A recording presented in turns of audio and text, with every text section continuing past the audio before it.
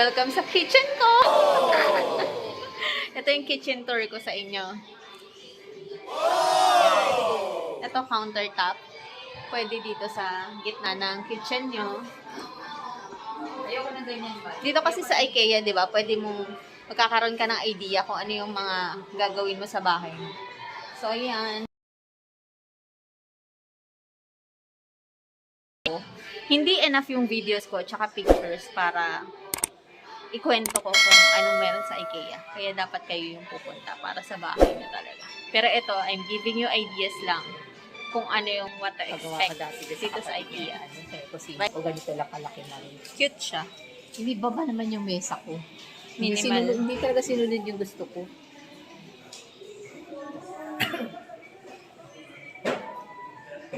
Ito maganda oh. Parang candle from sa taas. Nakasabit din siya.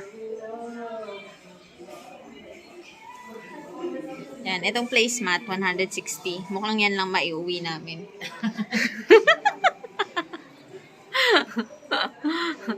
Naghahanap yun. Yung kaibigan ka ng kama niya at saka para sa kitchen niya. Wala siyang mapili. Ang gaganda kasi. So, sobrang gaganda. Hindi niya alam or ma-fix yung isip niya kung ano talaga yung gusto niyang itsura ng kitchen niya. Ito pwede na to ganyan lang oh. Kahit maliit na lang yung dadaanan mo sa kusina, no? No?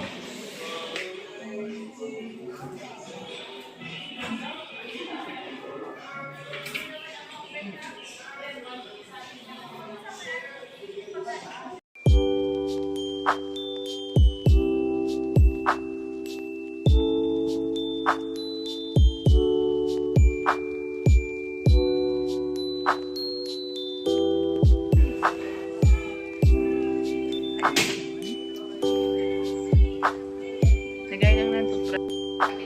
Kaya nga.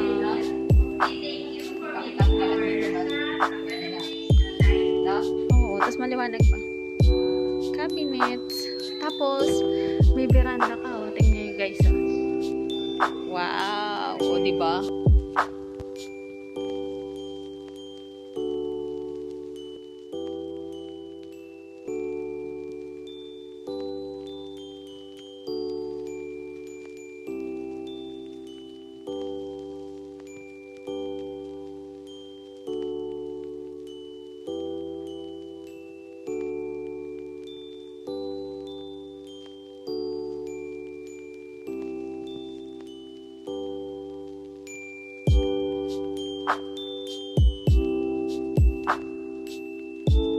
Ito mga kinds of toppers. Toppers lang ng bed. Oh, pero masarap. Oh, bali may kutsyon ka. Tapos ipapatong mo.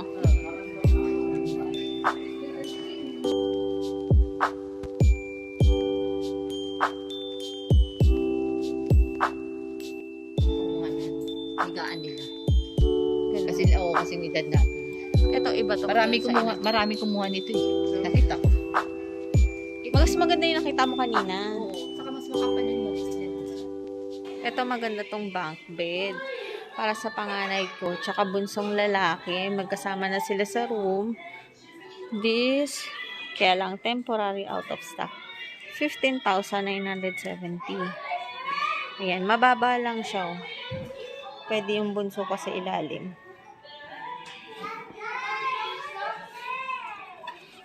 Paano kayang ilalim nito? Ang ilalim niya ganito. May konting mga bakal. So, iba pa yung price ng mattress. Ano siya?